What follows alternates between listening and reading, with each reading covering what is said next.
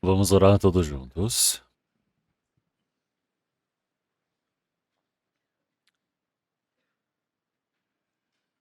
Senhor Deus, Pai, Santo e Misericordioso que nos ama, o Senhor Deus salvou o nosso espírito, nos permitiu a graça para nos tornarmos em seus filhos. Agradecemos por essa graça. Senhor Deus, nós que somos fracos, fomos salvos pelo Senhor Deus, estamos sendo sustentados, conduzidos, alimentados, protegidos pelo Senhor Deus, para que possamos ser levados até o fim dos tempos para o seu reino, Senhor. Senhor, nesse tempo, nossos irmãos e irmãs que receberam a remissão dos seus pecados estão reunidos em um único lugar para estarem em santa comunhão.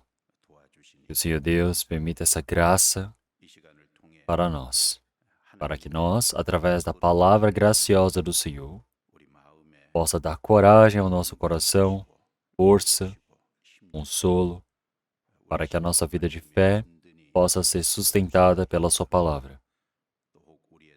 Dentro das nossas vidas, sejam ações ou falas, ou a própria vida que não seja correta diante do Senhor Deus, que o Senhor permita para que nós possamos refletir, que através da palavra, da misericórdia do Espírito Santo, possamos ser purificados, para que o restante do tempo que nós temos neste mundo, possamos ser discernidos das coisas corruptíveis deste mundo, Senhor Deus. Seja no país, seja no mundo afora, onde o Evangelho está sendo pregado, que o Senhor Deus possa estar junto conosco e possa manifestar a sua obra. Nossos irmãos e irmãs, onde quer que eles estejam, que o Senhor Deus possa permitir a graça para eles. Todos os irmãos e irmãs que estão na dificuldade, na doença, que o Senhor Deus possa ajudar a cada um deles. Que o Senhor Deus possa permitir a graça necessária e possa preenchê-los, permitindo sua coragem, para que assim dependam e olhem para o Senhor. Que nenhum espírito se perca e assim possam ser sustentados. Senhor, no local de retiro em Gwangju, onde o Evangelho está sendo pregado, que o Senhor Deus permita sua graça para que todas as pessoas ali presentes possam receber a salvação. Nós pedimos a graça e a misericórdia do Senhor. Nesse tempo, nós dependemos do Senhor Deus e oramos em nome do nosso Senhor Jesus Cristo, que nos salvou. Amém.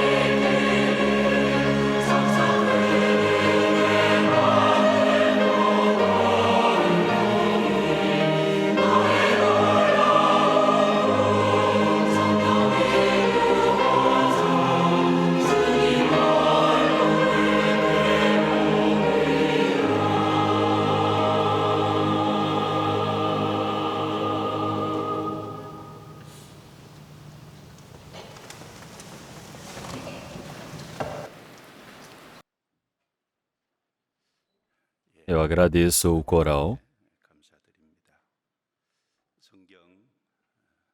Vamos procurar a palavra João, Evangelho de João, capítulo 1, versículo 17.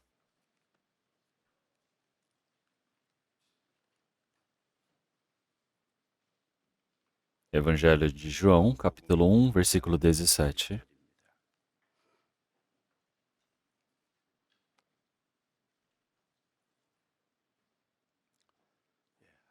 Vamos ler só um versículo devagar, porque a lei foi dada por Moisés.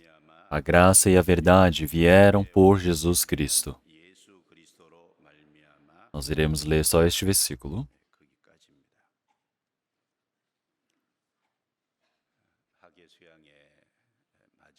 Então, a sétima etapa do retiro está acontecendo agora, em Kunju, no local de retiro. E esse tempo de agora é onde o evangelho é pregado. Então, as crianças da, do quinto ano ao nono ano e do ensino médio e todos os irmãos da sétima etapa estão ouvindo o evangelho para receberem a salvação.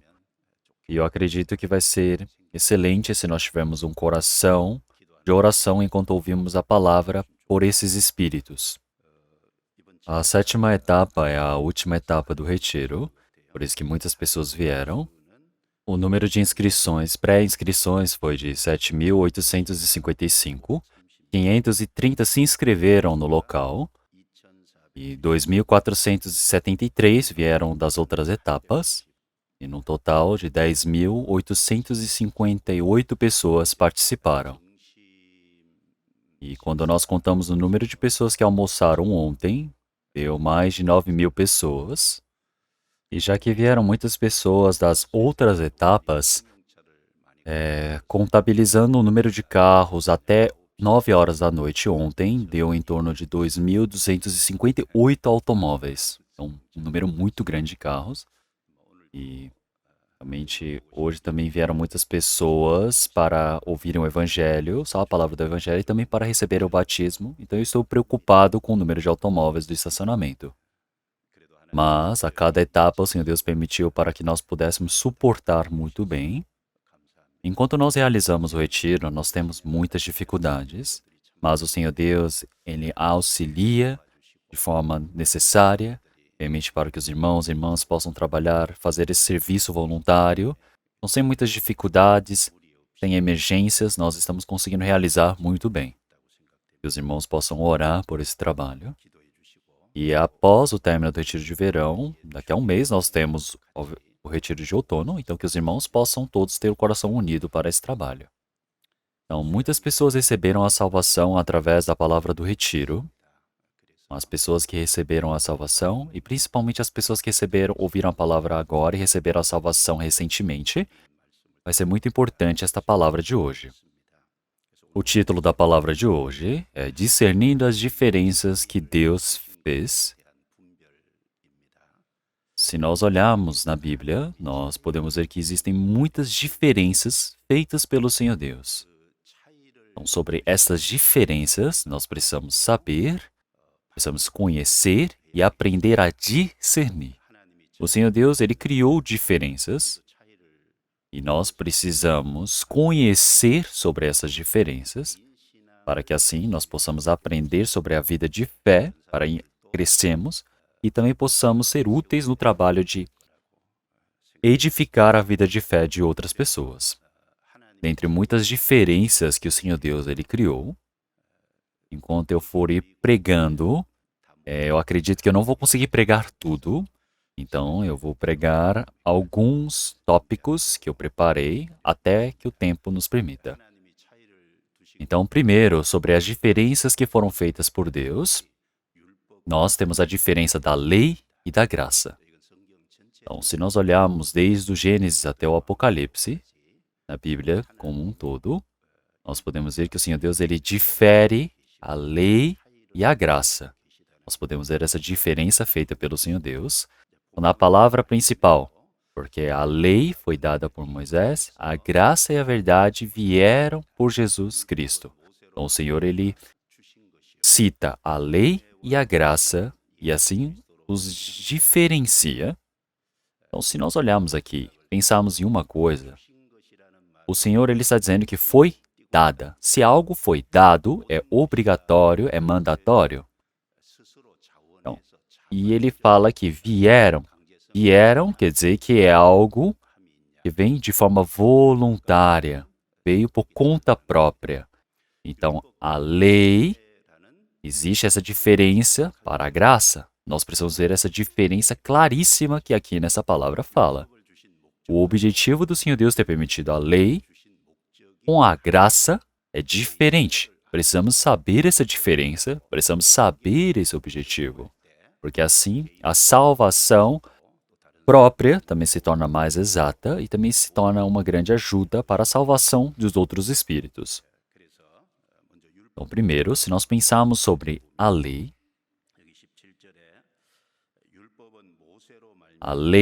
foi dada por Moisés, diz no versículo 17. Então, a lei tem os atributos básicos do Senhor, que é o amor e a justiça. A lei representa a justiça do Senhor Deus, representa algo que foi mandatório por parte de Deus. O homem não sabe que é pecador e vai receber o castigo que vai para a condenação eterna que está nesta posição. É por isso que o objetivo do Senhor Deus ter permitido a lei é para que possam conhecer qual é a santa e boa vontade do Senhor Deus. Para que assim possam refletir a si mesmo na lei para descobrirem quem eles são, que estão numa posição realmente para receberem o juízo do Senhor Deus. E assim precisam retornar para o Senhor para receberem o perdão. Quer dizer que a lei foi permitida para o arrependimento. Então, por que o Senhor Deus permitiu a lei? Para o arrependimento. Então vamos procurar alguns versículos. Vamos procurar Romanos capítulo 7.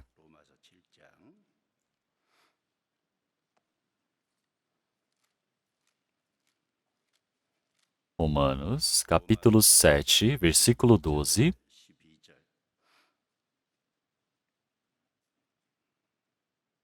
Vamos ler todos juntos.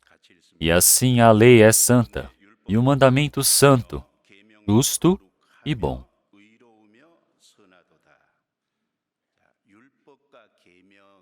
A lei e o mandamento é santo, justo e bom, diz a palavra. Então a lei é santa, justa e boa, e manifesta a personalidade do Senhor. A lei origina-se do Senhor Deus. Então ele mostra de forma clara qual é o limite do pecado, qual é o padrão, a base. Então, se nós olharmos no mundo, quando nós estamos diante de pessoas realmente esplêndidas, incríveis no mundo, nós nos sentimos o quê? Menores, pequenos. Da mesma maneira, a lei vem do Senhor Deus. É por isso que quando estamos perante a lei, nós podemos ver que essa lei manifesta o Senhor Deus onipotente. É por isso que nós percebemos a nossa fraqueza, nós sabemos quão fracos, quantos pecados nós temos. Se nós olharmos no Antigo Testamento, em 1 Reis, capítulo 17, versículo 18, a viúva de Querite havia dito para Elias: Que tenho eu contigo, homem de Deus? Vieste tu a mim para trazeres à memória a minha iniquidade e matares a meu filho? Disse dessa maneira. Então, a viúva de Querite, ela disse, não o Senhor Deus, mas ela disse, quando estava na frente de Elias, enviado pelo Senhor Deus, ela lembrou-se do seu pecado. Então, olhem só. Quando nós estamos na frente dos gentios, não somos assim. Mas quando estamos na frente dos irmãos e irmãs, nós temos cuidado. Então, nós não agimos de qualquer jeito. Tudo que não for gracioso, nós precisamos refletir nas nossas vidas. E esse é o comum. Da mesma maneira, esta mulher de Querite, a viúva, estando na frente de Elias, o profeta, o homem de Deus, ela começou a se lembrar de sua iniquidade. A lei é dada como espelho. E é por isso que, estando na frente da santidade, da justiça e da bondade do Senhor Deus, você consegue perceber quão pecador, quão sujo você é. Vamos procurar a palavra de Romanos, capítulo 3. É uma palavra que nós já conhecemos. Vamos procurar. Romanos, capítulo 3, versículo 19 e 20. Vamos ler todos juntos também. Ora, nós sabemos que tudo o que a lei diz, aos que estão debaixo da lei o diz, para que toda boca esteja fechada e todo mundo seja condenável diante de Deus. Por isso, nenhuma carne será justificada diante dele pelas obras da lei, porque pela lei vem o conhecimento do pecado. Então, aqui ele fala, nós sabemos. Então, quer dizer que é algo que nós devemos saber. O objetivo do Senhor Deus ter permitido a lei. O homem, o que ele precisa saber através da lei? O que é que ele precisa fazer ao saber sobre a lei? Antes de falar essa palavra de Romanos capítulo 3, versículos 19 e 20, se nós olharmos desde o início, o Senhor Deus, ele é perfeito, mas o homem, ele é corrupto. O Senhor Deus, só ele é santo, justo, e o homem é maligno. E isso na Bíblia continuamente vem falando. Se nós olharmos o versículo 4, por exemplo, de maneira nenhuma, sempre seja Deus verdadeiro e todo o homem mentiroso. Se nós formos para o versículo 10, como está escrito, não há um justo, nenhum sequer. Versículo 11, não há ninguém que entenda, não há ninguém que busque a Deus. Versículo 12, todos se extraviaram e juntamente se fizeram inúteis, não há quem faça o bem, não há nenhum só. O Senhor Deus é verdadeiro, mas o homem é mentiroso. Deus é justo, mas o homem não é justo. Deus é santo, mas o homem não é santo. Então, quem é santo, quem é justo? Não há nenhum homem sequer.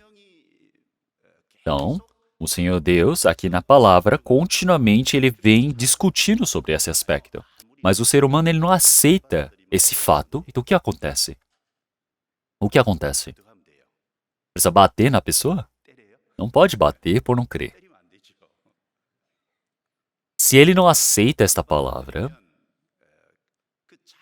as dificuldades, as fraquezas, as imperfeições que ele tem, ele precisa de algo para que ele possa conhecer essa mentira que ele é. É por isso que o Senhor Deus permitiu a lei para ele conhecer. É por isso que no versículo 19 e 20 nós podemos saber os três objetivos grandes que o Senhor Deus permitiu a lei. Então, o primeiro é para que possam compreender esse pecado, porque através dos 10 mandamentos ele vem ao entendimento do pecado. Então, se nós olharmos na palavra de Mateus, quando vem um jovem rico diante do Senhor Jesus, ele disse, bom mestre, que farei eu para herdar a vida eterna? Ele fez essa seguinte pergunta. Então, o que eu preciso fazer de bom para herdar a vida eterna? Ele pensa que ele pode fazer algo bom, que ele é bom. Mas ele precisa compreender que nas obras dele existem o quê? A iniquidade. Então, o Senhor Jesus respondeu que o único que é bom é Deus. E é por isso que depois ele mostrou a lei. Então, não matarás, não adulterarás, não furtarás, não darás falsos testemunhos e honrarás o teu pai e tua mãe. Por que o Senhor Deus permitiu a lei? Porque através da lei, através dos mandamentos, através do padrão de Deus, você precisa refletir a si mesmo. Mas o jovem rico, o pecador, ele não conseguiu admitir, não conseguiu compreender o seu pecado até o fim, e é por isso que foi embora. Se nós olharmos a lei permite para que você compreenda o pecado. E também, segundo, é para fazer o quê? Fechar toda a boca. Então, essa boca que diz, eu sou bom, é para fechar a boca. Por que eu vou para o inferno? Fecha a sua boca. Porque quando você é pecador, você fecha a sua boca. E terceiro, que todo mundo seja condenável diante de Deus. O que significa condenável? é você estar numa posição de ser condenado. Quer dizer que você precisa fechar a sua boca e vai ser posto para receber esse juízo do Senhor Deus. É por isso que o Senhor Deus ele permitiu os 10 mandamentos com esses objetivos. Havia uma época que não havia lei. Se nós olharmos Adão até Moisés, não havia lei. Então, essa época que não tem lei, não tem pecado? Não. Na época que não tinha lei, também havia pecado para o homem, mas os homens eles não admitiam o seu pecado. E para que pudessem compreender e admitir o seu pecado, o Senhor Deus, para que eles possam ter esse objetivo, compreender esse objetivo, o Senhor Deus permitiu essa lei de Moisés. Vamos para Romanos capítulo 5, versículo 13 e 14. Romanos capítulo 5, versículo 13 e 14. Vamos ler todos juntos essa palavra. Porque até a lei estava o pecado do mundo, mas o pecado não é imputado, não havendo lei.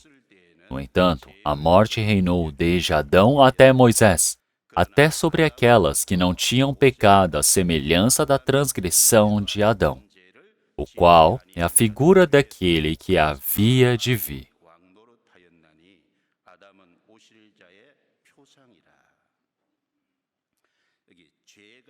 Então, antes mesmo de haver lei, existia o mundo. Quer dizer que antes da lei é o tempo de Adão a Moisés. Naquele tempo havia pecado, porque Adão ele pecou, ele se corrompeu, teve esse instinto do pecado, e através desse instinto do pecado, todas as pessoas herdaram o pecado. Todas as pessoas nascem com essa identidade de pecador, porque eles nascem já realmente prontos para pecarem. Mas o problema é que naquela época não considerava o pecado como pecado. É por isso que se nós olharmos o versículo 14, no entanto, a morte reinou desde Adão até Moisés, até sobre aqueles que não tinham pecado à semelhança da transgressão de Adão.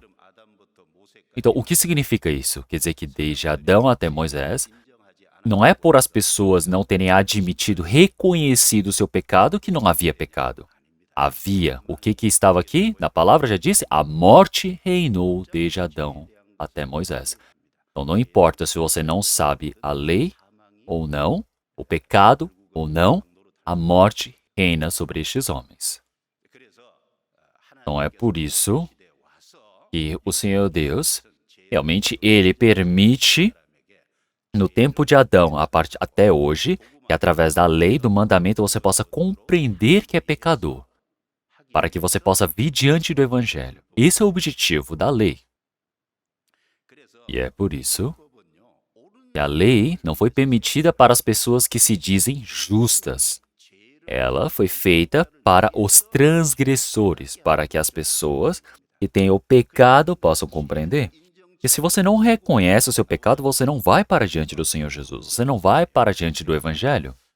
Então você precisa se arrepender e aceitar a Jesus. É por isso que o Senhor Deus ele permitiu a lei. Se nós olharmos em 1 Timóteo capítulo 1, vamos procurar a palavra de 1 Timóteo capítulo 1. 1 Timóteo capítulo 1. Capítulo 1, versículo 8 a 11.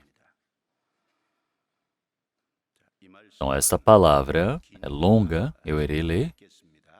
Sabemos, porém, que a lei é boa, se alguém dela usa legitimamente, sabendo isto, que a lei não é feita para o justo, mas para os injustos e obstinados, para os ímpios e pecadores, para os profanos e irreligiosos, para os parricidas e matricidas, para os homicidas, para os devassos, para os sodomitas, para os roubadores de homens, para os mentirosos, para os perjuros e para o que for contrário à sã doutrina. Vamos ler todos juntos, versículo 11. Conforme o evangelho da glória de Deus, bem-aventurado, que me foi confiado.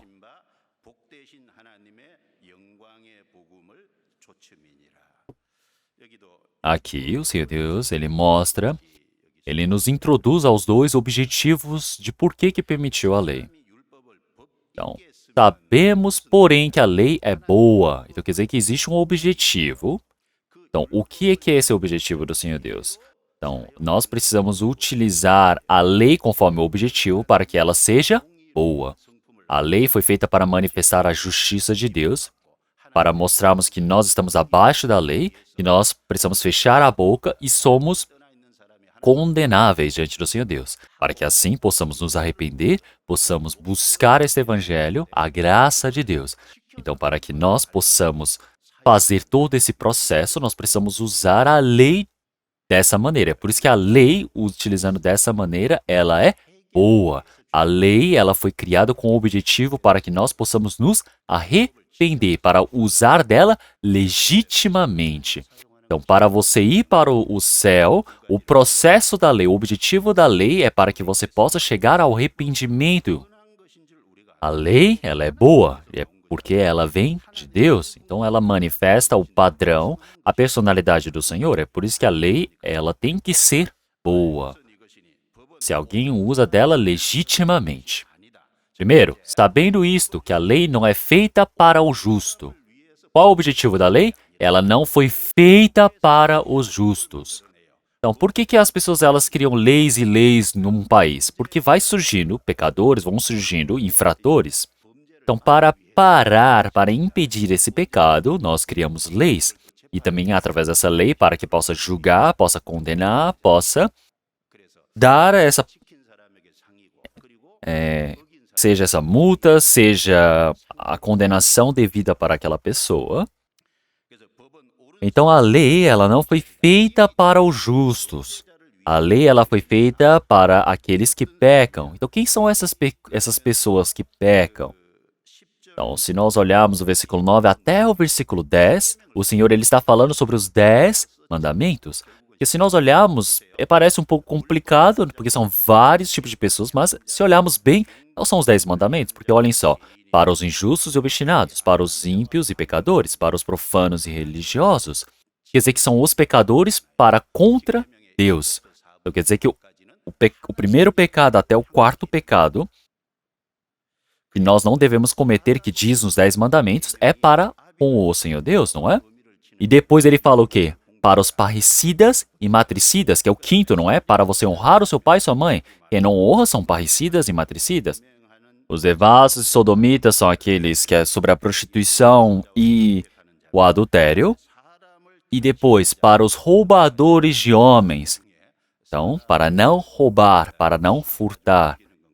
Então, é um dos maiores pecados, não é? Você matar as pessoas e furtar, roubar essas pessoas. E para os mentirosos, o nono mandamento é não mentirás, não darás falsos testemunhos. E para os perjuros, não é? Então nós podemos ver que a lei ela não foi feita para o justo, mas para os injustos, para os ímpios. E mais uma coisa, ele fala o quê? E para o que for contrário à sã doutrina. Para o que for contrário à sã doutrina. O que é sã doutrina? Se nós olharmos o versículo 11, conforme o evangelho da glória de Deus, bem-aventurado que me foi confiado. Então, o Senhor ele permitiu para aqueles que são o quê? Que vão contra o evangelho. Para você receber o evangelho, você recebe o evangelho compreendendo o seu pecado. Você precisa se arrepender e crer no evangelho. Qual é o objetivo de você não aceitar o evangelho? Você não sabe que o Senhor é vivo.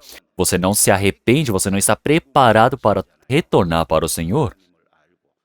Então você precisa conhecer a Deus, precisa conhecer o seu pecado diante do Senhor Deus, você precisa se arrepender e aceitar o evangelho. Esse é o objetivo. E é por isso que para utilizar a lei de forma legítima, é para que o pecador possa conhecer os seus pecados, para que assim ele possa se arrepender e possa aceitar o evangelho. E assim, se nós olharmos na história do povo de Israel, nós também podemos ver que o Senhor chamou Abraão de Ur dos Caldeus. Ele disse, realmente apartai da casa do seu pai e vai para onde eu te mostrarei. vai para a terra que te mostrarei. Então quer dizer que eles, realmente desde o tempo de Abraão até o tempo do Senhor Jesus, é o tempo que o Senhor Deus ele permite o tempo do seu povo, não é? Porque ele permitiu duas promessas para o povo de Israel. Primeiro, ó, a promessa da graça, a aliança da graça. O que é essa aliança da graça? A aliança da graça é de que você, por crer no Senhor, você vai ser salvo, sem nenhuma obra que eu fizer, e eu vou ser salvo, que tudo vem o quê? De forma unilateral, vem somente do Senhor. E segundo é a aliança das obras. As obras, as alianças das obras que o Senhor Deus permitiu, é que por eles cumprirem a lei, por obedecerem à palavra do o Senhor Deus permite essa graça para eles, permite a bênção para eles. E se nós olharmos a ordem, primeiro é a aliança da graça, depois a aliança das obras. Então vamos pensar. A aliança da lei, ela veio depois. Então quer dizer que ela invalida a lei da graça? Não. Por que o Senhor Deus então permitiu a aliança das obras? Porque a aliança da obra foi feita para estabelecer de forma firme a aliança da graça. Então, o que isso diz? Vamos voltar à palavra que nós já lemos em Gálatas capítulo 3 hoje. A palavra de Gálatas, que foi a meditação da palavra de hoje. Vamos procurar Gálatas capítulo 3.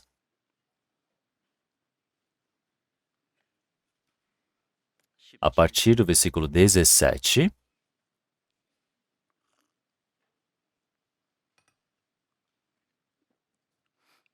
Gálatas, capítulo 3, versículo 17. Versículo 17. Vamos ler versículo 17 e depois nós iremos ler 19. Então, 17 pulando para o 19. Já que achamos, vamos procurar todos juntos, vamos ler todos juntos. Mas digo isto, que tendo sido a aliança anteriormente confirmada por Deus em Cristo, a lei, que veio 430 anos depois, não a invalida, de forma a abolir a promessa. Versículo 19. Logo, para que é a lei? Foi ordenada por causa das transgressões, até que viesse a posteridade a quem a promessa tinha sido feita e foi posta pelos anjos na mão de um medianeiro. Nós podemos ver que essa aliança do Senhor Deus, que já anteriormente foi confirmada, não pode ser abolida pela lei. O que significa esta aliança da graça? Primeiro, quando chamou Abraão dos Ur dos Caldeus, capítulo 12, versículo 2 e 3, o Senhor já disse para ele que tu é uma bênção.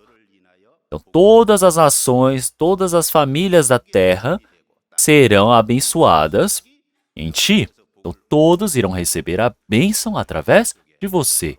O que isso quer dizer? Que através do povo de Israel virá o Redentor, o Senhor Jesus, que ao morrer na cruz, ele vai se encarregar de todos os pecados das pessoas do mundo e vai pagar esse preço do pecado. E esse evangelho que vai ser concluído por Senhor Jesus, agora todas as pessoas, ao crerem nessa graça, irão receber a salvação. Isso não é obras, isso é graça. É salvação através da fé. E isso primeiro o Senhor permitiu a promessa para quem? Para Abraão. E se nós formos em Gênesis capítulo 22, podemos ver que Abraão, ele sacrificou o seu filho para diante do Senhor, e o Senhor havia dito, através da sua semente, todas as nações da terra serão abençoadas.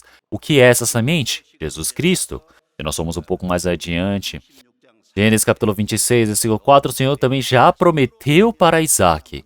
Então, pela sua semente, todas as nações da terra serão abençoadas, serão bem-aventuradas. Assim como em Gênesis capítulo 28, versículo 14, pela sua semente, todas as famílias da terra serão abençoadas. Então, o Senhor continuamente, Abraão, Isaac, Jacó, prometeu a aliança da graça.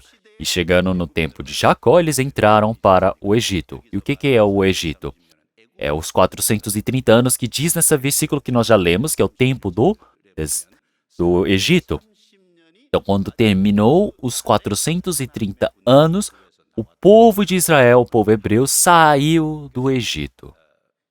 Então, eles viveram como escravos durante 400 anos, mas, na realidade, eles habitaram 430 anos no Egito. Então, o Senhor resgatou o povo de Israel do Egito e quando os levou para o monte de Sinai, eles receberam os 10 mandamentos transcritos nas pedras. Então, quer dizer que Abraão, Isaac, Jacó, eles receberam essa promessa do Senhor que irão receber a salvação através da graça. E depois de 430 anos, o Senhor Deus, ele permitiu a lei. E esta lei, ela não pode abolir. Ela pode abolir? Ela invalida a aliança anteriormente confirmada por Deus? Não, não tem como. A lei não tem como abolir essa promessa do Senhor Deus. Então, esta promessa que foi feita pelo Senhor Deus gratuitamente a Abraão, como que ela pode ser abolida? Não tem como. Então, nós podemos começar a questionar. Então, para que a lei foi dada? O objetivo da lei é única. É que quando o Senhor Jesus vier, nós possamos estar prontos para recebermos. Versículo 19. Logo, que é a lei? Por que permitiu a lei? Por que permitiu a lei depois da graça? Foi ordenada por causa das transgressões, até que viesse a posteridade a quem a promessa tenha sido feita e foi posta pelos anjos na mão de um medianeiro.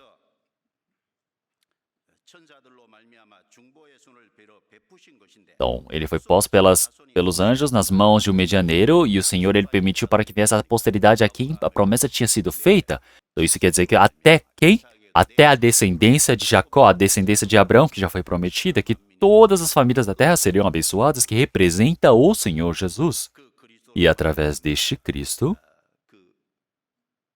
irão receber a salvação, que irão receber a vida. Até que chega essa descendência, essa semente da graça, aguardaram, e quando ele vier, a aliança da lei precisa sair, precisa partir. Por quê? A lei ela é simplesmente um preparo para receber essa aliança da graça. Quer dizer que a lei nos mostra que nós não podemos ir para diante do Senhor Deus. Através da lei, nós compreendemos que nós podemos identificar os nossos pecados. Israel,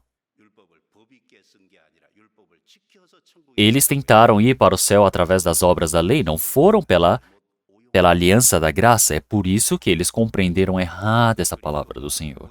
É por isso que até a vinda do Senhor. Depois, se nós olharmos versículo 23, versículo 23 ao 25, vamos ler todos juntos também. Mas, antes que a fé viesse, estávamos guardados debaixo da lei e encerrados para aquela fé que se havia de manifestar, de maneira que a lei nos serviu de aio para nos conduzir a Cristo, para que pela fé fôssemos justificados. Mas depois que veio a fé, já não estamos debaixo de aio.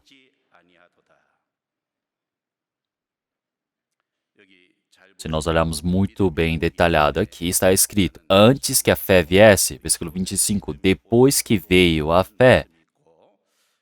E se nós olharmos o versículo 23, ele fala, a fé que se havia de manifestar.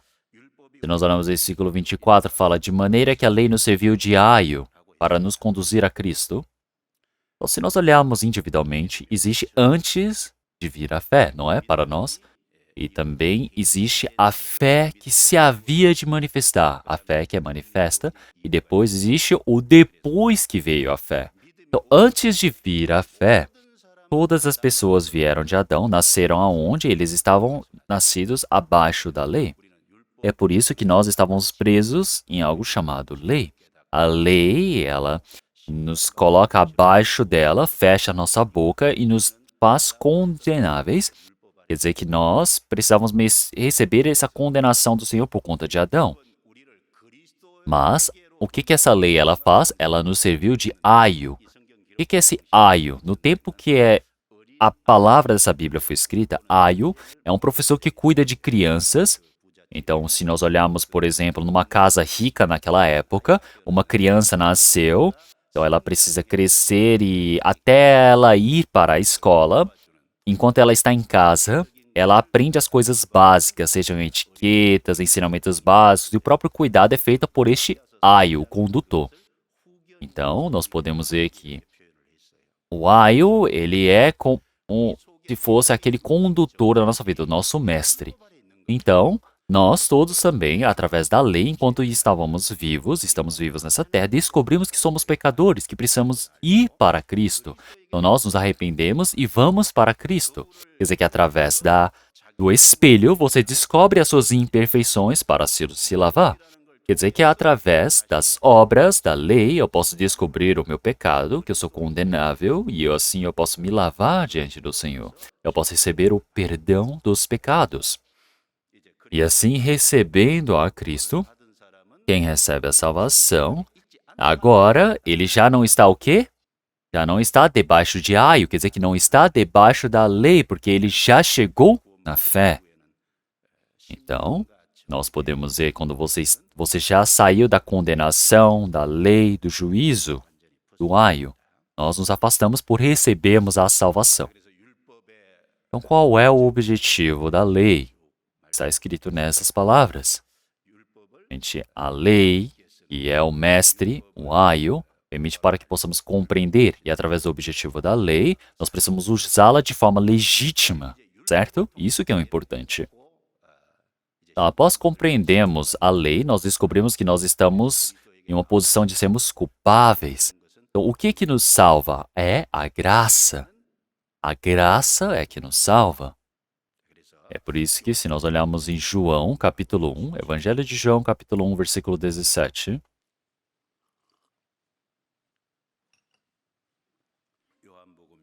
João, capítulo 1, versículo 17. Vamos ler todos juntos essa palavra. Porque a lei foi dada por Moisés, a graça e a verdade vieram por Jesus Cristo.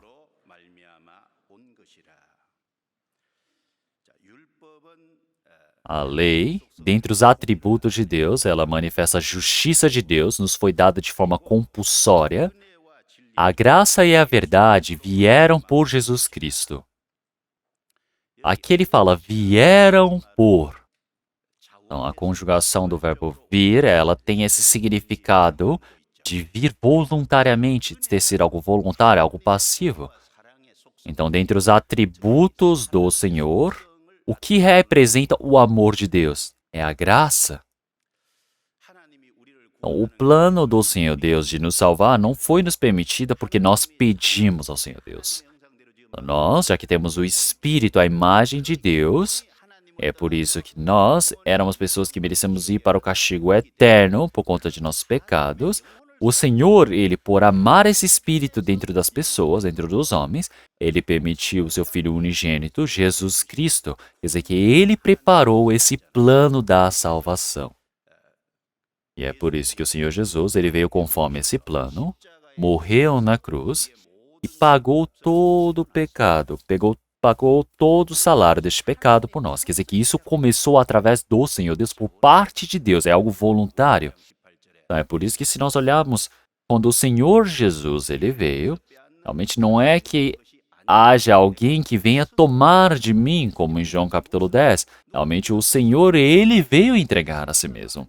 Então, o Senhor, ele não morreu pelos romanos, porque eles foram e tomaram a vida do Senhor. O Senhor Jesus tem toda a força.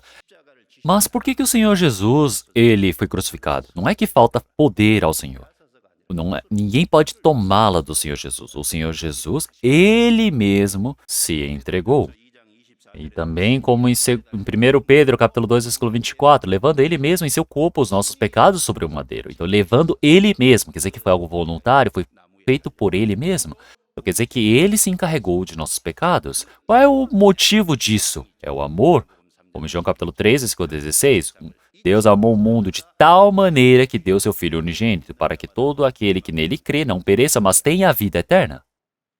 Dermude, ao ler essa palavra de João capítulo 3, versículo 16, ele sempre tentava e planejava tentar usar este versículo para poder pregar como a palavra central, e ele tentava e desistia, e eu li isso no livro. Então, por que ele desistiu de usar essa palavra como tema principal da Bíblia dele? Então, porque Deus amou o mundo de tal maneira. Dessa tal maneira, ele sempre que pensava nessa parte, ele não tinha confiança de como explicar a profundidade, a largura, o comprimento do amor do Senhor. É por isso que ele sempre queria utilizar essa palavra como palavra principal para pregar, mas ele não conseguiu pregar. Com certeza não é que ele não tenha pregado, ele deve ter pregado usando esses versículos, mas aparece na bibliografia dele dizendo que realmente ele oscilava em usar este versículo. Então, como é que nós podemos saber essa profundidade, a altura, o tamanho? Quem é que pode medir? Não conseguimos. Nós só iremos saber ao entrarmos no reino eterno do Senhor. Então, quer dizer que esse amor do Senhor Deus que se tornou um motivo para nos salvar. Então, através da lei, nós compreendemos que estamos no pecado, nos arrependemos, e assim nós precisamos receber a salvação. Esse é o objetivo do Senhor Deus ter permitido a graça. É por isso que em Efésios capítulo 2, versículo 8 e 9, porque pela graça sois salvos por meio da fé. Isso não vem de vós, é dom de Deus. Não vem das obras para que ninguém se glorie.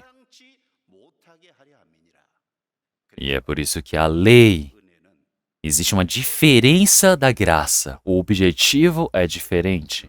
A lei e a graça. Nós precisamos conhecer esses objetivos. Quando nós usamos conforme o objetivo certo, uma pessoa pode receber a salvação. E é por isso que, se olharmos a história do povo de Israel no Antigo Testamento, Moisés representa aqueles que receberam a lei. É por isso que Moisés não pôde entrar na terra de Canaã e morreu no Monte Nebo. E após Moisés, nós tivemos Josué, que tomou a liderança e conduziu o povo de Israel para Canaã, e vencendo as 7 tribos da terra de Canaã. Eles tomaram as terras, a terra de Canaã, as possuíram, conquistaram com as 12 tribos de Israel. Por que Moisés não conseguiu entrar? Claro que Moisés ele errou contra o Senhor Deus, mas também Moisés, no Antigo Testamento, ele representa aqueles que receberam a lei. Então, aquele que recebe a lei não pode entrar no reino de Deus. O Senhor Deus mostrou isso de forma representativa. E o que significa Josué? Jeová é Salvador. Josué significa Salvador.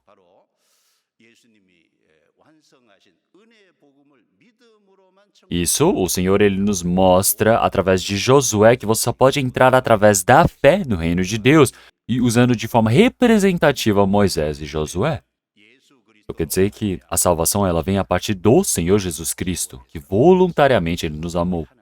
Por ele veio este amor e ele fez esse grande trabalho. Nós descobrimos desse Jesus Cristo e pela fé fomos salvos. Você obter a Jesus, você obteve tudo. Se nós olharmos em Colossenses capítulo 2, é para que nós possamos compreender sobre o Senhor Jesus. Então, todo o entendimento, a sabedoria está escondido nele como um tesouro. Quer dizer que nós encontramos o Senhor Jesus entrou dentro do nosso coração, nós nos tornamos em pessoas que obtivemos a Jesus. Lá dentro está toda a sabedoria e o conhecimento do Senhor.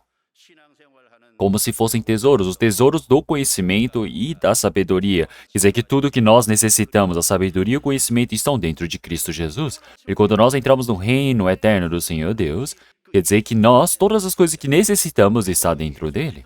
Quer dizer que quando nós entramos, conhecemos o Senhor Jesus, nós podemos ir conhecendo quem é o Senhor. Quer dizer que através de Cristo, nós podemos conhecer o verdadeiro formato do Senhor.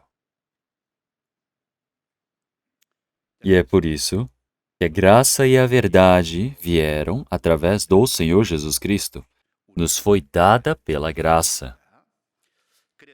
E é por isso que, se olharmos para Moisés e apóstolo Paulo, e fizermos a comparação de Moisés com o santo que recebeu a salvação, Moisés ele tem o papel de condenar. O apóstolo Paulo, ele tem o papel de testificar o evangelho da verdade, da graça. Quer dizer que ele tem o papel de salvar, vivificar. O papel da condenação é de matar, não é? E de evangelizar é de salvar. E é por isso que, se nós olharmos esse papel da lei que Moisés tem, também manifesta a vontade do Senhor Deus, é algo proveniente do Senhor Deus, então é por isso que é algo glorioso, mas a salvação tem uma graça, uma glória muito maior. Então, porque nós somos pessoas que recebemos essa salvação, essa graça, e nós somos aqueles agora que pregam esta graça. Nós precisamos pensar quão incrível isto é. Vamos procurar 2 Coríntios capítulo 3.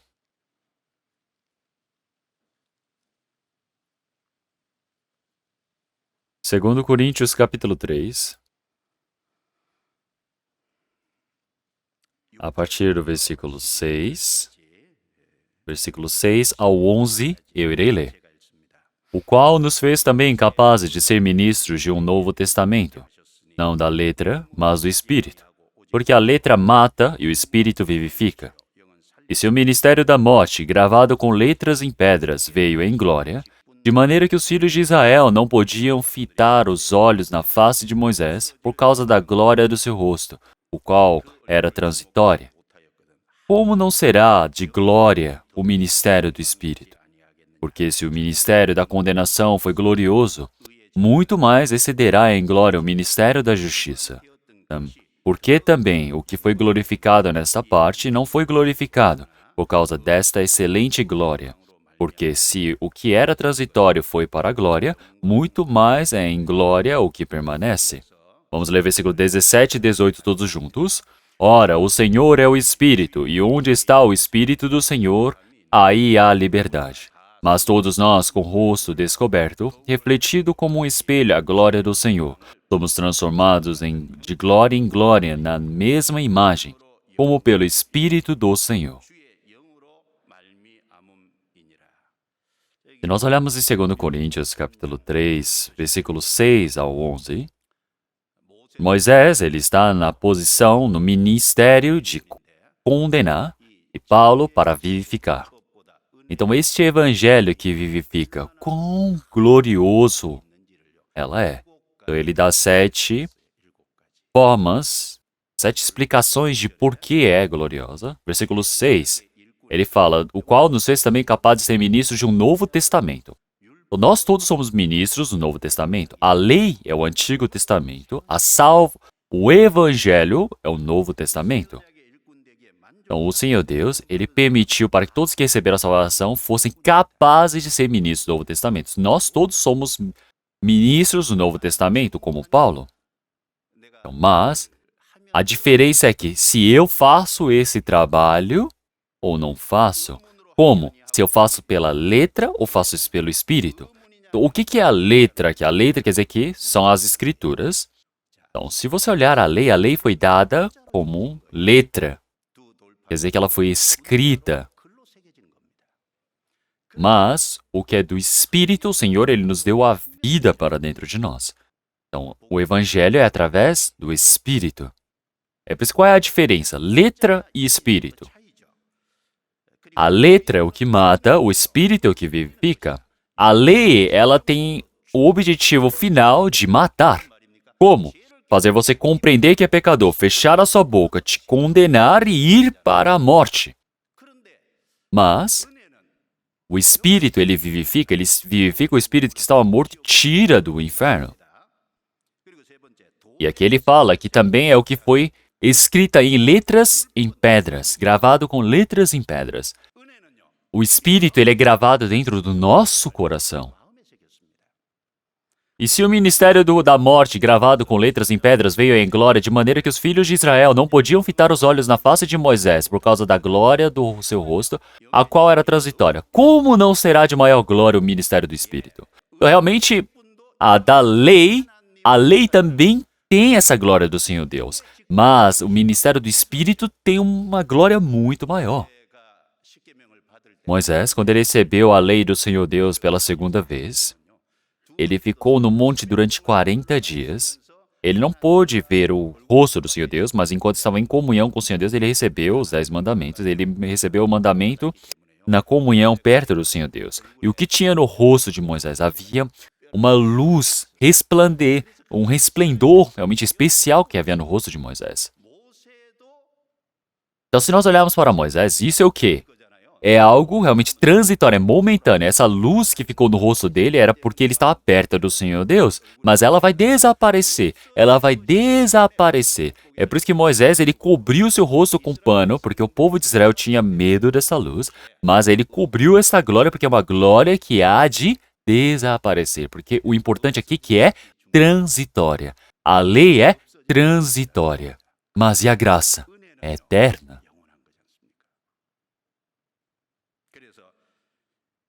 Então é por isso que se nós olharmos o ministério da morte, comparado ao ministério do Espírito é maior em glória. Versículo 9, porque se o ministério da condenação foi glorioso, muito mais excederá em glória o ministério da justiça. O ministério da condenação te faz compreender sobre essa condenação do Senhor Deus. Mas o ministério da graça, da justiça, que ele fala o que é? Da graça, é para você receber a justificação. Ele te permite para que você viva de forma justa. Ele muda a sua vida. Este é o ministério da justiça. Isso ele excede em glória.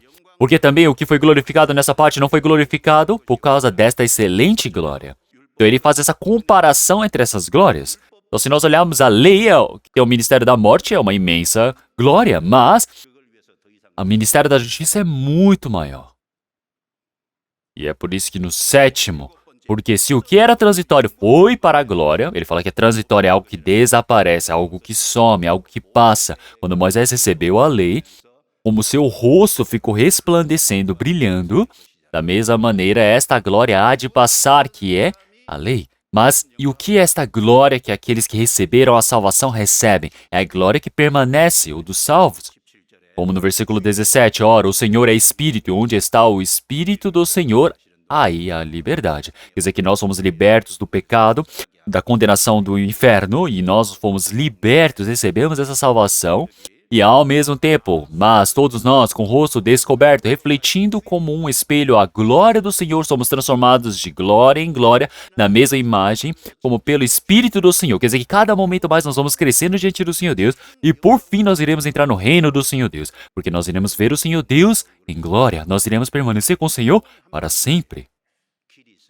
E é por isso que ele vai explicando esses 7 pontos sobre a glória, que é a diferença da glória da lei para a glória da graça.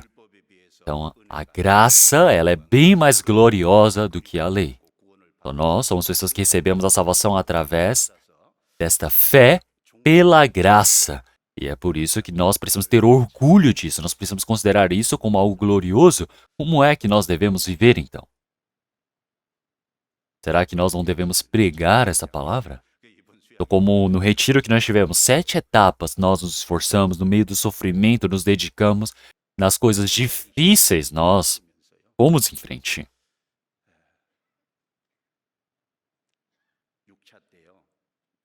Então, na 6ª etapa, vieram mais de 2.000 automóveis para o local de retiro. Então, os irmãos que cuidavam do estacionamento, eles suaram tanto. Alguns realmente eles entraram em fadiga extrema. Então, porque você precisa estacionar e precisa trazer o carro, enfileirar um atrás do outro e depois para retirar. Então, realmente eu vi que isso não tem como ser fácil, é algo muito cansativo.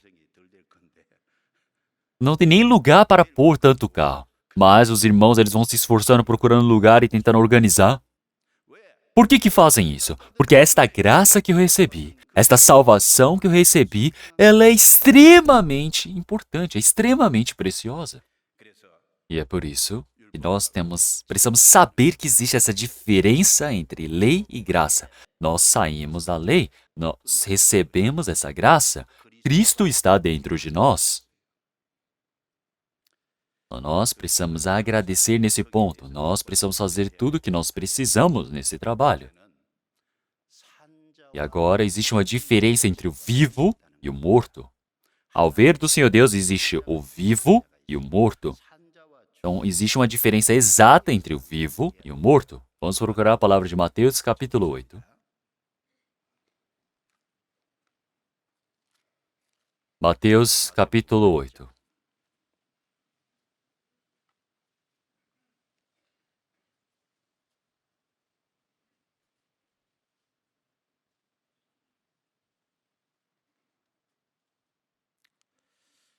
Versículo 21 e 22.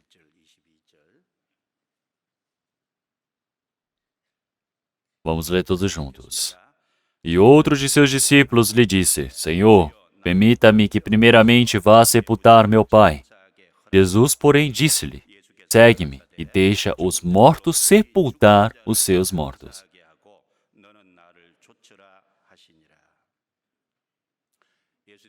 O Senhor Jesus, enquanto ele estava em vida neste mundo, parece um dos acontecimentos que o Senhor Jesus realmente passou neste mundo. Um escriba, ele apareceu diante do Senhor Jesus um dia e ele disse: Mestre, para onde quer que fores, eu te seguirei. E o Senhor Jesus disse: As raposas têm covis e as aves do céu têm ninhos, mas o Filho do Homem não tem onde reclinar a cabeça. O escriba querer seguir o Senhor Jesus recusou. Por quê? Ele está dizendo que o Filho do Homem não tem onde reclinar a cabeça. Então, realmente, o Senhor Jesus ele quer entrar dentro deste homem, mas dentro deste homem não tem aonde o Senhor Jesus ele possa reclinar a cabeça. Então, isso nós podemos aplicar tanto individualmente, tanto como numa igreja. Então, o Senhor ele recusou este escriba. Versículo 21. E outro de seus discípulos lhe disse: Senhor, permita-me que primeiramente vá sepultar meu pai. O Senhor ele está dizendo: segue-me e deixa os mortos sepultar os seus mortos. Então, um dos discípulos, ele está dizendo: permita-me que primeiramente vá sepultar meu pai. E o Senhor Jesus respondeu: segue-me e deixa os mortos sepultar os seus mortos. Esta é uma palavra muito difícil dita pelo Senhor Jesus. E se simplesmente ouvirmos assim ligeiramente, pois estamos pensando, é para o cadáver limpar outro cadáver? Não, não é isso. O que o Senhor Jesus ele quer dizer? Ele está citando que existem dois tipos de mortos. Os mortos que primeiramente é citado, quer dizer que são aqueles que têm a carne viva, mas o espírito está morto.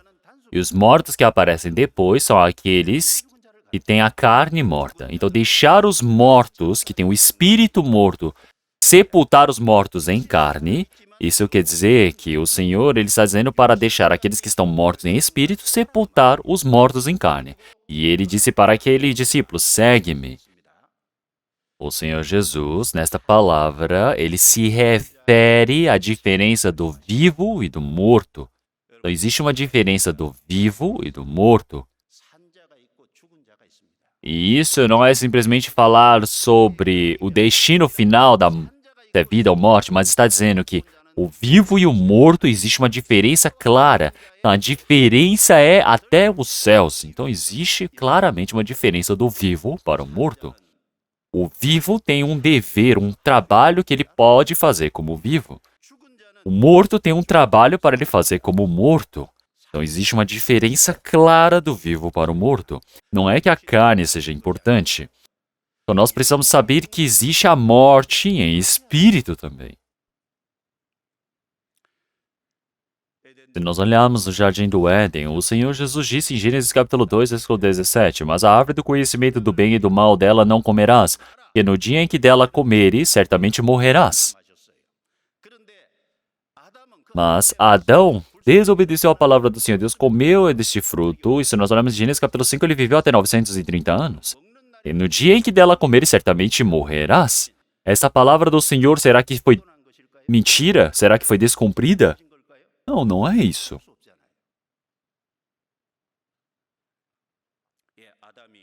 Adão, quando ele comeu deste fruto, algo morreu. Por ele ter desobedecido, por ter pecado, a carne pode ser que tenha vivido até 930 anos, mas o espírito morreu. Então, realmente, mesmo que a sua carne esteja viva, você precisa saber que existe a morte do espírito. Vamos procurar a palavra de Ezequiel, capítulo 18. Ezequiel 18, versículo 4.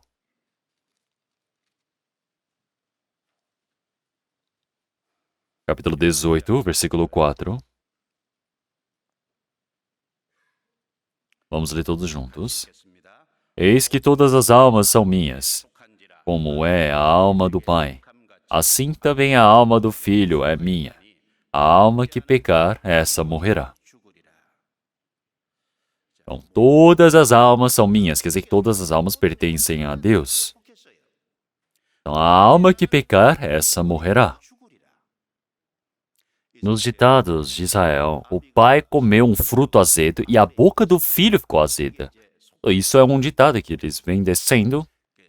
Mas o que isso quer dizer? Que eu jamais vou deixar eles usarem isso. Uma pessoa é julgada, morre o espírito por conta do seu pecado. Se nós pularmos, olharmos o versículo 20, repete-se a mesma palavra. E se nós olharmos o versículo 20, vamos ler todos juntos. A alma que pecar, essa morrerá. Filho não levará a iniquidade do pai, nem o pai levará a iniquidade do filho. A justiça do justo ficará sobre ele, e a impiedade do ímpio cairá sobre ele. Então, uma palavra que nós precisamos saber, que não existe simplesmente a morte da carne, mas o espírito que pecar, esta morrerá também. Tem este problema. Todas as pessoas nasceram de Adão e nascem com o espírito morto.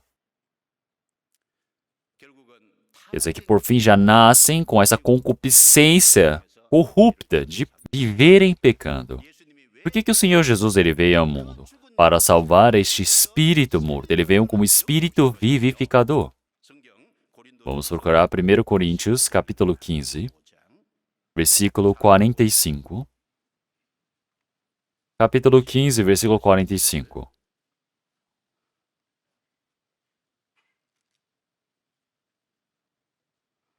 Primeiro Coríntios, capítulo 15, versículo 45. Vamos ler todos juntos essa palavra importante. Assim está também escrito: o primeiro homem, Adão, foi feito em alma vivente. Então, é que ele está falando, o primeiro homem, Adão, foi feito alma vivente. Aparece em Gênesis capítulo 2, versículo 7, sobre Adão. Que Adão, ele foi feito pelo pó da terra, e o Senhor Deus, ele soprou fôlego de vida em suas narinas, e ele se fez o quê? Alma vivente. A carne foi feita em pó da terra. O Senhor, ele assoprou o fôlego da vida e ele se tornou um espírito vivo. Ele se tornou uma criatura que tem espírito. Mas, por ele ter pecado, Adão morreu. Adão, ele se tornou uma alma vivente que está com o espírito morto. Todas as pessoas que nascem de Adão nascem com o espírito morto. Por que o Senhor Jesus ele veio com a alma que vivifica? Se nós olharmos a palavra, o último Adão é em espírito vivificante. Então, o último Adão representa o Senhor Jesus. Então, o Adão do Jardim do Éden, ele veio para pecar. O último Adão, representando o Senhor Jesus, ele veio para resolver o problema dos pecados. Ele veio como espírito que vivifica. Então, por que ele precisa vir como espírito que vivifica? Nós precisamos saber que todos os homens, eles morreram por Adão. Se todos não tivessem morrido por Adão, não teria o porquê do Senhor Jesus ele vir para salvar. Então, o Senhor Jesus ele veio como espírito que vivifica. E é por isso que o Senhor ele veio para cumprir esse evangelho. E agora, todos aqueles que se arrependerem e crerem nesse evangelho, o espírito, já que estava morto, ele recebe o perdão dos pecados. E quando crê verdadeiramente no perdão dos pecados, o espírito dele é vivificado. E é por isso que se olhamos em Efésios capítulo 2, versículo 1. E nos vivificou, estando vós mortos em ofensas e pecados. Quando estávamos mortos, o quê? Em ofensas e pecados. E como é que então você pode ser vivificado? Isaías 55, versículo 3. Inclinai os vossos ouvidos e vinde a mim. Ouvi, e a vossa alma viverá. Como é que a alma vai viver? Quando você inclinar os ouvidos, ouvir muito bem, você pode ser vivificado. O que você precisa ouvir? Fofocas? É o evangelho. Então, dentro do Evangelho, existe o tema do perdão dos pecados. Quer dizer que existe já a remissão feita pelo Senhor Jesus. Fala sobre o Senhor Jesus. Nós precisamos inclinar nossos ouvidos, nós precisamos abrir nosso coração para ouvir esta palavra. Esse tema do Evangelho, ao entrar no nosso coração, ao cremos, ao recebermos o perdão dos pecados, recebemos já a cura de nossas ofensas. Então, nós recebemos o perdão dos pecados, que é para compreendermos através do Espírito Santo. E esse Espírito Santo, ele entra dentro de nós. O Espírito que está morto é vivificado. É por isso que o Senhor, ele habita dentro de nós. E é por isso que os valores de vida mudam, o objetivo de vida muda. Então é por isso que uma pessoa que recebeu a salvação, o Espírito, ele foi vivificado. É uma pessoa que recebeu a salvação, tem 2 aniversários. Então, primeiro, nós temos o aniversário carnal, que nós nascemos do ventre de nossa mãe. O segundo É a verdade que recebemos o perdão dos pecados. Quando nós cremos nessa verdade, pelo Espírito Santo, nós somos vivificados, nós nascemos de novo. Uma pessoa que só tem um aniversário, ela morre 2 vezes. Mas quem tem 2 aniversários, ele só precisa morrer uma vez. Diarmuid é um homem que compreendeu claramente o Evangelho. Um professor de uma escola pregou o Evangelho para ele e ele obteve a fé verdadeira através dessa palavra. Ao receber o perdão dos pecados, ele escreveu uma carta para sua mãe. Ele disse: Mãe, eu nasci em tal, tal, tal data e agora eu nasci como filho do Senhor Deus. Então, realmente, mãe, eu estou muito feliz. Enquanto ele estava pregando, ele pregou desta maneira. Então, Diarmuid nasceu em 1837 e ele recebeu a salvação em 1855. E enquanto ele estava pregando, ele disse: Irmãos, um dia vocês ouvirão que eu morri através dos jornais, mas eu, Diarmuid, mais claramente do que agora, estarei vivo nesta hora. Eu, Diarmuid, que nasci em 1837, irei morrer em carne. Mas eu, Diarmuid, que nasceu em 1855 em espírito, viverei para sempre. Ele pregou desse jeito, é incrível, não é? Uma pessoa que tem 2 aniversários, ela morre uma vez, que só basta a morte da carne, ela não vai para a segunda morte, que é do inferno. Ele vai viver para a eternidade.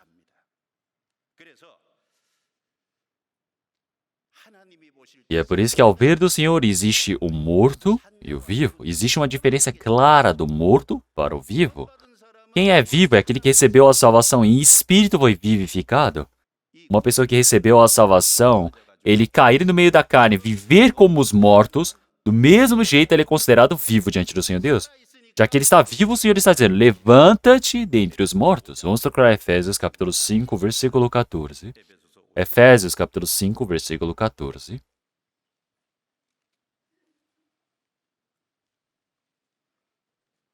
Efésios capítulo 5, versículo 14.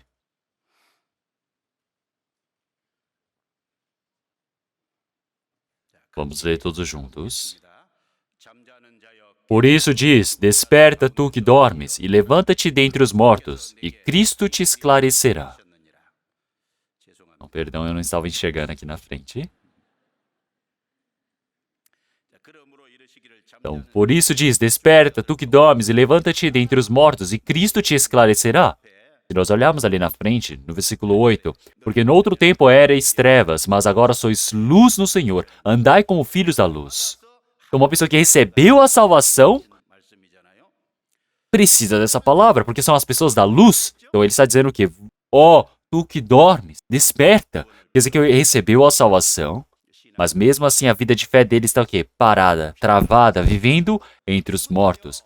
Então, o Senhor não está dizendo morto, desperta. Ele está dizendo o quê? Desperta tu que dormes. Porque quem está dormindo é alguém que está vivo, pode acordar. O Senhor está chamando este homem que está vivendo na carne para despertar. Levanta-te dentre os mortos e Cristo te esclarecerá. Então, pessoal, quando nós vamos no caminho, realmente pode se cansar e ficar com muito sono, e você dorme, e você acorda de repente. Imagina, você começa a ver um monte de cadáver. Imagina, você está dormindo no meio de pessoas mortas. Como você deve se assustar? Uma pessoa que está viva, que recebeu a salvação, viver como morto, viver no meio dos mortos, é o mesmo que isso. Desperta tu que dormes, levanta-te dentre os mortos e Cristo te esclarecerá. Existe uma diferença clara entre o morto e o vivo. Entre o morto e o vivo também existe trabalhos a serem feitos. Nós somos vivos, se nós somos vivos em espírito. Então, como vivos, nós temos valores diferentes, nós temos objetivos diferentes, nós temos realmente destinos diferentes. Então, como pessoas vivas, nós precisamos despertar dentre os mortos, nós precisamos fazer o trabalho que nós precisamos fazer. Nós precisamos pensar nessa diferença. E mais uma coisa, a crença é diferente de nós crermos. se nós olharmos para o homem tem algo que é a crença e tem algo que ele pode crer a partir do Senhor Deus. Existe uma diferença clara. O que é a crença?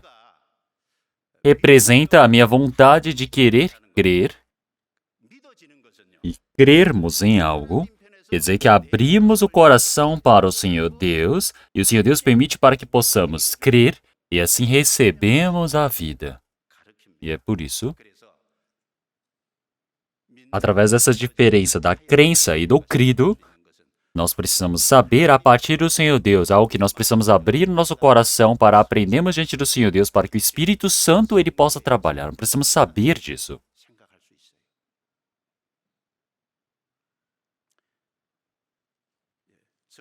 Vamos procurar a Bíblia sobre as coisas que passamos a crer. Atos, capítulo 16.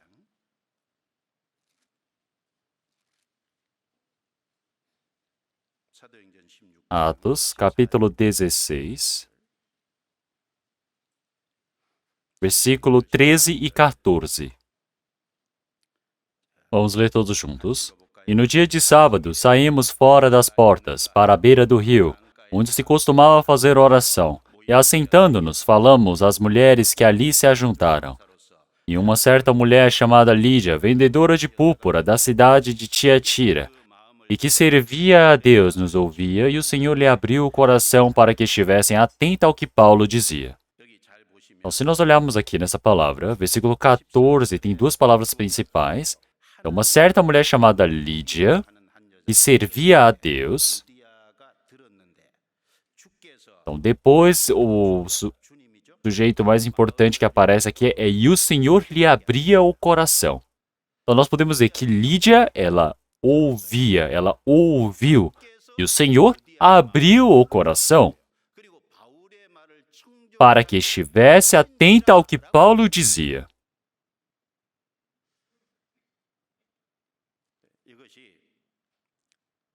Então, esta é a fé que é admitida pelo Espírito Santo.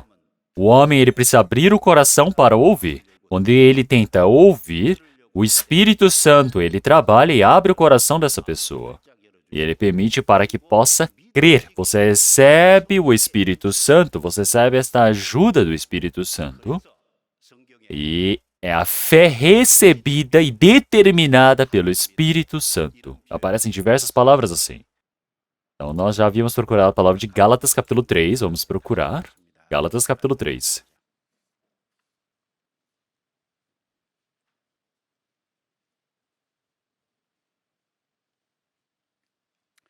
Nós olhamos em Gálatas, capítulo 3, versículo 23. Mas antes que a fé viesse, estávamos guardados debaixo da lei e encerrados para aquela fé que se havia de manifestar. Versículo 25. Mas depois que veio a fé, já não estamos debaixo de aio. Então, existe o quê? Antes que a fé viesse, depois que a fé viesse e no meio, quando a fé se havia de manifestar. Então, quer dizer que quando a fé se manifesta, é um momento onde o Espírito Santo, ele permite para que possamos compreender através da palavra. Então, é uma fé que vem, uma fé que se manifesta, que é o Senhor Deus que permite. Então, a Lídia, se ela deixasse as tendas fechadas, realmente não poderia ver nada, mas o Senhor, ele abriu as portas das tendas para que possa ver, quer dizer que houve a iluminação do Espírito Santo. E é por isso que se olharmos em 2 Pedro capítulo 1, versículo 1, Simão Pedro, servo e apóstolo de Jesus Cristo, ao que conosco alcançaram fé igualmente preciosa pela justiça de nosso Deus e Salvador Jesus Cristo. Então, ele está dizendo que ele escreve essa carta para aqueles que alcançaram a fé. Em outras traduções é que receberam. Se nós olharmos em Judas capítulo 1, versículo 3, amados, procurando eu escrever-vos com toda a diligência acerca da salvação comum, tive por necessidade de escrever-vos e exortar-vos a batalha pela fé que uma vez foi dada aos santos. Quer dizer que na palavra está dizendo que foi dada. O Senhor, ele permitiu. Então, o Senhor, ele abriu. Ou o Senhor, ele deu. Ou o Senhor, ele permite esta fé. Então, quer dizer que a fé realmente aparece em diversas expressões dizendo que elas vêm a partir do Senhor Deus. São provenientes de Deus. Que é através da ajuda do Espírito Santo que permite essa certeza, que ela sela. E nós precisamos ter esta fé para que seja a salvação. Com esta fé que você pode entrar no reino eterno de Deus. Mas, Realmente na Bíblia aparece diversas vezes sobre a fé que é errada. E se a Bíblia ela cita sobre essa fé que é errada, isso quer dizer que existe momentos onde a fé ela termina por conta da vontade do homem. Tem algumas que tem o tema que está errado, o conteúdo é errado. Então nós precisamos ter essa fé individual de forma correta, porque estamos muito próximos à vinda do Senhor. Se olharmos em 1 Timóteo, capítulo 1, versículo 19, conservando a fé e a boa consciência, a qual alguns, rejeitando, fizeram naufrágio na fé. Então, um barco, ele está navegando e de repente sofre um naufrágio, então as pessoas elas vão morrer, todas as pessoas vão morrer. Quando você vai ao naufrágio, você morre. Da mesma maneira, uma fé que vai em naufrágio é uma fé que não vai para o céu. Porque uma fé, ela abandonou esta consciência. Quando você tem a fé verdadeira, a sua consciência também é certa.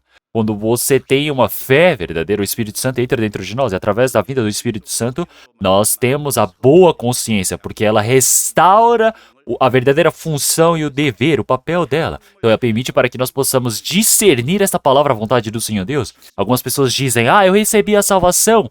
Mas a consciência delas é reprovada, elas vivem com uma consciência suja. Então é muito alta a probabilidade dessa pessoa não ter recebido a salvação. Ela está confundindo as coisas. O Senhor ele já disse, conservando a fé e a boa consciência. Uma fé que foi jogada fora, uma fé que sofreu naufrágio, não é uma fé correta. Olhamos em 1 Coríntios capítulo 15, versículo 2, pela qual também sois salvos e se retiverdes, tal como vou-lo tenho anunciado, se não é que crestes em vão. Então, aqui ele está dizendo essa palavra, que é essa palavra que o Senhor ele tem anunciado, que é o Evangelho. Então, realmente, nós iremos receber a salvação se não tivermos ouvido em vão. Então, quer dizer que tem que passar desta crença, dessa forma de crer que é dado sua vontade. Você precisa receber essa fé a partir do Senhor. O Senhor que tem que permitir para que você possa crer. Então, mas tem muitas vezes que você simplesmente se limita na vontade de crer, na crença. Então, isso não é a fé que a Bíblia diz. Como em 2 Timóteo capítulo 3, versículos 7 e 8, que aprendem sempre e nunca podem chegar ao conhecimento da verdade. E como Janes e Jambres resistiram a Moisés, assim também estes resistem à verdade, sendo homens corruptos de entendimento e repróbados quanto à fé. Então quer dizer que tem uma fé que é reprovada.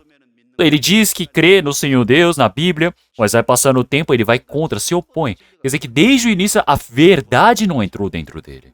Então é uma pessoa que está reprovada na fé, abandonada. E se nós olharmos na palavra de Tiago, capítulo 2, então existem as fés que não têm vida, que são em vão.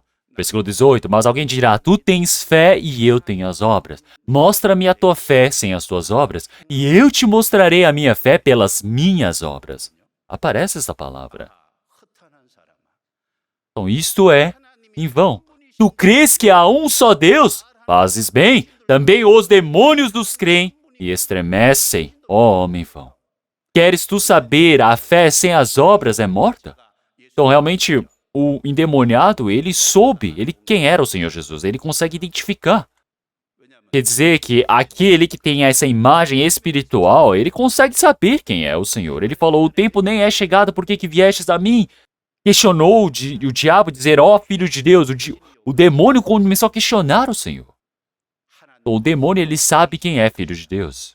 Da mesma maneira como realmente nós sabemos que é o Filho do Senhor Deus, nós precisamos nos arrepender, precisamos crer nesse Evangelho. Quando nós cremos, a vida entra dentro de nós, a vida, ela muda. Se nós recebemos o Senhor dentro de nós, nós não deveríamos mudar? Como no versículo 26 já disse, porque assim como o corpo sem espírito está morto, assim também a fé sem obras é morta. Isso quer dizer que essa fé que está morta, que não tem a verdade, vai para a morte, não pode ir para o céu. E aparece em Tiago capítulo 2. Então, existem fés que são erradas. Vamos procurar a palavra de Mateus capítulo 13. Mateus capítulo 13.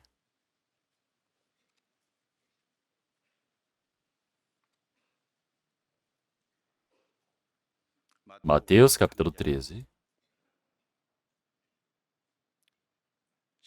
Eu irei ler a partir do versículo 18. Escutai vós, pois, a parábola do semeador. Ouvindo alguém a palavra do reino e não a entendendo, vem o maligno e arrebata o que foi semeado no seu coração. Este é o que foi semeado ao pé do caminho.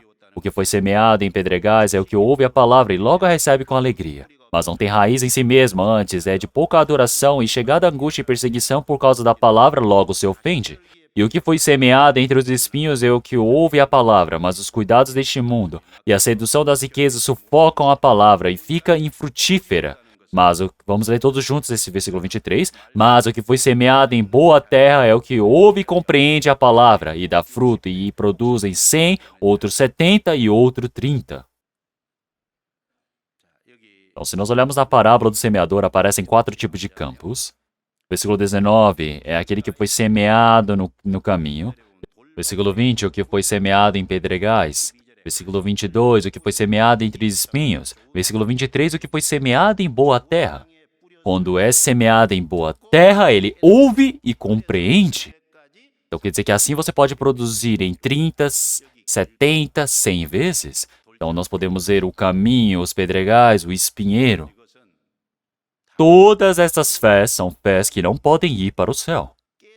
Somente aquele que compreende pode ir para o céu. Então, se nós olharmos para o caminho, desde o princípio, o pássaro ele já veio e comeu a semente. Da mesma maneira, o diabo ele veio na hora e tomou essa palavra semeada. Tem pessoas que são assim, não sobra nada. Mas aqueles que foi para o pedregal, o que isso significa? Quer dizer que no meio das pedras, pareceu que ia crescer, mas veio o sol, estava quente, já que não podia descer as suas raízes, ele morre ressecada. Aquele que cai no meio dos espinheiros, o espinheiro acaba com esse ambiente nele. Então, seja as preocupações, as angústias, as tribulações deste mundo, derrubam esta pessoa. Então, vai caindo nessa dificuldade e acha que vai conseguir sustentar, mas ele é derrubado. Então, realmente, isso quer dizer que não é uma fé que é para crer, não é uma fé que permite para compreender.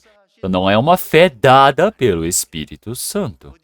Então, o que é a fé que é permitida pelo Espírito Santo, selada pelo Espírito Santo? Aquela que você compreende. A Bíblia fala que você tem que compreender. Por que a compreensão é tão importante? Versículo 13, 14. Por isso lhes falo por parábolas, porque eles, vendo não veem, e ouvindo não ouvem, nem compreendem. E neles se cumpre a profecia de Isaías que diz, vamos ler todos juntos? Ouvindo ouvireis, mas não compreendereis. E vendo vereis, mas não percebereis. Ouvindo ouvireis, mas não compreendereis. Precisa compreender, mas não compreende. Não compreender quer dizer que é uma fé que não é admitida pelo Senhor. É por isso que no versículo 13 já disse que eles não compreendem. Versículo 15 também. Porque o coração deste povo está endurecido, e ouviram de mau grado com seus ouvidos, e fecharam seus olhos, para que não vejam com os olhos, e ouçam com os ouvidos, e compreendam com o coração, se convertam e os cure. Então, versículo 13, não compreendem. Versículo 14, não compreendem. Versículo 15, compreendam com o coração e se convertam e eu os cure. Então, versículo 23, a salvação, existe uma diferença. Quer dizer que é aquela que é plantada, semeada em boa terra, que é a salvação. Então, essa pessoa que compreende o evangelho é aquela que tem a salvação. Aquela pessoa que pode compreender, receber o verdadeiro perdão dos pecados. Isso é compreender. Isso é o Espírito Santo entrar dentro dessa pessoa. Quando o Espírito Santo entra dentro dessa pessoa, a vida dessa pessoa muda. O objetivo, os valores de vida mudam nessa pessoa. Então, tem uma conexão aqui. Algumas pessoas, realmente, elas não dependem da vontade dessas pessoas, da crença que elas têm. Depende da fé que o Senhor ele permite para nós. Então, tem pessoas que ficam assim sentadas e falam, eu vou esperar a fé chegar em mim. Não é assim, não é? Não é assim. Então, olhem bem. Já que você tem a vontade de crer, o Senhor permite para que você possa crer. Então, não estou dizendo que a vontade de ter essa fé é errada, não é isso. O que a Bíblia está dizendo? A Bíblia continuamente diz para crer, para ter fé. Então, é necessário da vontade do homem de querer crer. Dentro do nosso coração, nós precisamos abrir o coração e ouvirmos a palavra, ao ouvirmos o evangelho, precisamos compreender. A partir de nós é necessário dessa vontade de querer ouvir. Mas quando temos essa vontade de querer ouvir, quando nós temos esse coração de suplicar, de desejar, O Espírito Santo abre o nosso coração e ele que sela esse evangelho dentro do nosso coração para que possamos receber a salvação. É o Espírito Santo que faz. Então, não é errado eu dizer que a vontade de querer acreditar é errado. Então vamos procurar Romanos capítulo 10. Romanos capítulo 10, versículo 9 e 10.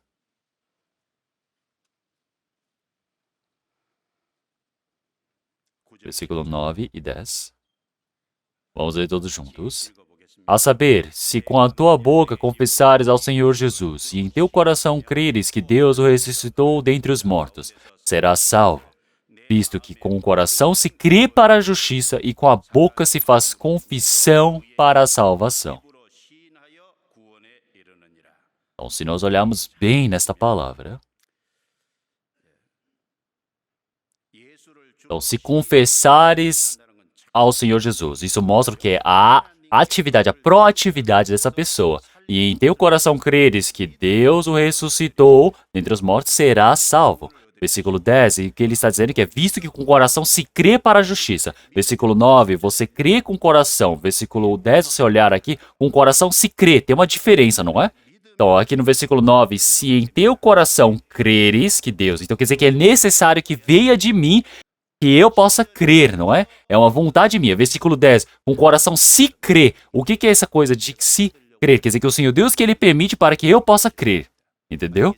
Já quando eu tenho essa vontade de querer crer, claro que é extremamente necessária, mas se der um traço aqui, não é para ficar esperando, alguma hora eu vou crer. Então, eu já conversei várias vezes com algumas pessoas assim, então não é assim. Tem pessoas que ficam esperando, vou esperar a fé chegar. Tem pessoas que falam, eu decidi e eu vou esperar chegar uma situação, um momento onde vai ser a hora que eu vou receber a salvação. Então, isso está errado. Isso também não é assim. Depende da vontade de querer crer. Vamos procurar Salmos 24.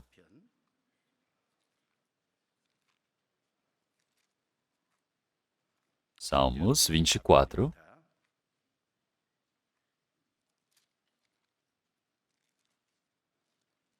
Salmos 24, versículos 7 e 10. Eu irei ler. Levantai, ó portas, as vossas cabeças, levantai-vos, ó estradas eternas, entrará o Rei da Glória. Quem é este Rei da Glória? O Senhor forte e poderoso, o Senhor poderoso na guerra. Levantai, ó portas, as vossas cabeças, levantai-vos, ó entradas eternas, e entrará o reino da glória. Quem é este Rei da Glória? O Senhor dos Exércitos, Ele é o Rei da Glória. Sei lá. Aqui ele está dizendo, ó portas, ó entradas eternas. Então, essas portas, primeiramente, podemos pensar que são todas as portas do castelo de Jerusalém. Mas, mais do que as portas do castelo de Jerusalém, o Senhor, Ele representa o coração, as portas do nosso coração. Isso quer dizer que a porta do coração do homem, ela é eterna, elas são entradas eternas, porque isso decide o reino eterno. Então, o Senhor da Glória, Ele está querendo entrar dentro do nosso coração. Então, ele repetidamente, ele está dizendo para levantarem a vossa cabeça. Então, no versículo 7, no versículo 9, ele fala da mesma palavra. Levantai, levantai-vos. Ele fala desta maneira. Então, primeiro, levantai. O que significa isso? Isso quer dizer que é algo que é proativo. E levantai-vos é algo que alguém se refere a nós. Então, por que ele fala levantai para vir algo a partir de nós e levantai-vos, que é algo que vem a partir de outra pessoa, como se fosse algo mandatório? Porque quando eu tenho a vontade de querer levantar, o Senhor, Ele nos levanta, porque Ele vai nos ajudar nesse trabalho. É por isso que se olharmos em Apocalipse capítulo 3, versículo 20, eis que estou à porta e bato, se alguém ouvir a minha voz e abrir a porta, entrarei em sua casa e com ele cearei e ele comigo. O Senhor, Ele está batendo na porta do coração. Eu quero ouvir a minha voz e abrir a porta. Quer dizer que isso é ouvir, dar os ouvidos para ouvir a voz do Senhor. Quando você abrir essa porta, qualquer um que seja, as pessoas precisam abrir o coração, a porta do vosso coração. Porque quando assim abrir, como na palavra de Atos capítulo 16, versículo 14, o Senhor, ele abriu o coração. Quer dizer que o Senhor, ele abre quando eu quero. Então eu preciso, quando eu tenho essa vontade de querer abrir, o Senhor, ele vai permitir para que possa ser levantado. Porque o Senhor está, levantai-vos, porque já pode entrar, porque o Senhor, ele já preparou. Então quem é que tem dificuldade para receber a salvação? Quem deixa a porta do coração fechada e não quer ouvir. Então, essas pessoas nem o Senhor ele ajuda. E esta pessoa tem o coração mais fácil e bom para o diabo trabalhar dentro dessa pessoa. Vamos procurar 2 Coríntios capítulo 3.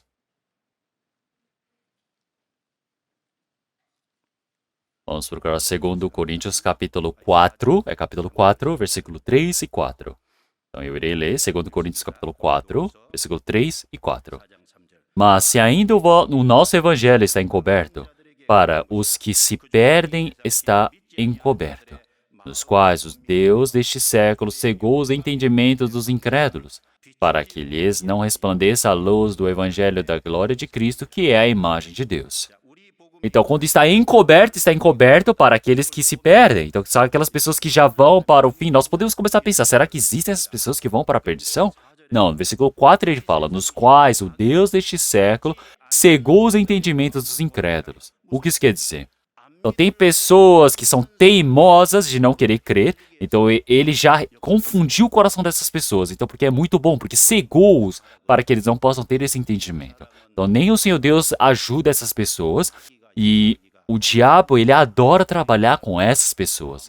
Então, as pessoas, elas precisam querer abrir o coração para ouvir a palavra, precisam orar, suplicando diante do Senhor Deus para ouvirem a palavra, porque assim, ouvindo a palavra continuamente, quando eu desejar abrir o meu coração, o conteúdo dessa palavra pode entrar dentro do meu coração, eu posso compreender e ela pode ser plantada. Quer dizer que o Espírito Santo entra dentro de nós e ele se torna o nosso Senhor. E já que o nosso interior ele muda, isso muda também. Então, o homem, ele ter essa vontade de querer crer e você poder crer a partir do Espírito Santo é claramente diferente. É necessário a fé permitida pelo Senhor. Então, vamos procurar mais uma palavra. 1 Tessalonicenses, capítulo 1, versículo 5. Nós precisamos ter uma fé assim. Capítulo 1, versículo 5. 1 Tessalonicenses, capítulo 1, versículo 5. Porque o nosso evangelho não foi a vós somente em palavras, mas também em poder, e no Espírito Santo, e em muita certeza, como bem sabeis quais fomos entre vós, por amor de vós. Então, se for somente por palavras, entrou no nosso ouvido e restou somente como conhecimento, não pode ser assim. É através do Espírito Santo, através do poder de Deus, isso se torna uma grande certeza, muita certeza. Quando o Espírito Santo ele ajuda, ele fornece, ele permite, nós precisamos ter esta fé.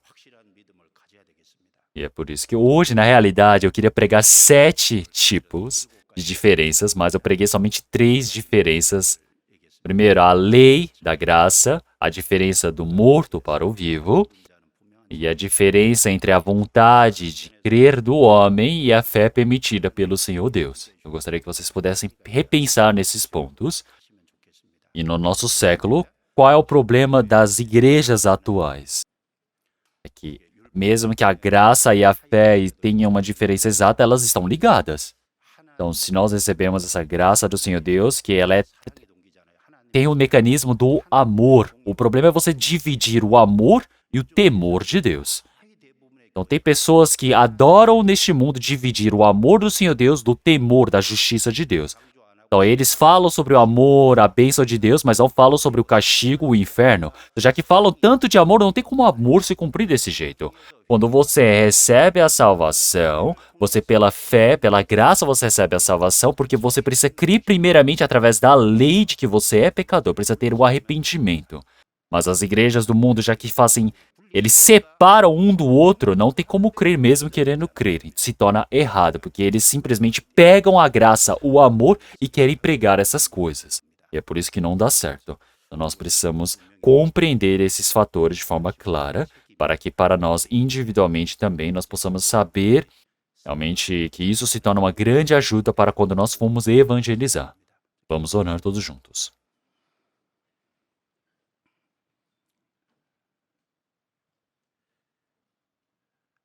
Senhor Deus, Pai, santo e misericordioso, cheio da graça e da misericórdia, hoje, através da palavra, nós aprendemos sobre diversas diferenças que o Senhor Deus, Ele criou. E nós agradecemos por esse tempo, por podermos aprender, Senhor. Através dessas diferenças que o Senhor Deus criou, que nós possamos aprender, possamos caminhar o caminho correto, que nós individualmente possamos ser sustentados e restabelecidos diante do Senhor Deus. Nós todos também possamos fazer o trabalho de estabelecer outros espíritos para diante do Senhor Deus. Senhor, que permita para que a sétima etapa do retiro termine muito bem. Que através desse retiro muitos espíritos possam receber a salvação e possam voltar para suas casas. Que o Senhor permita a graça e a misericórdia. Que através da ajuda do Espírito Santo nós todos possamos ser úteis no seu trabalho, Senhor. Senhor, para o retiro de outono que está se aproximando, que o Senhor permita para que nós também possamos ter o coração adequado para o seu trabalho, para conduzirmos muito espírito, Senhor. Senhor, que nós, como seus salvos, como santos, nós possamos ser utilizados nesse tempo restante diante do Senhor Deus. Senhor, nós oramos em nome do Senhor Jesus Cristo, que nos salvou e nos ama. Amém.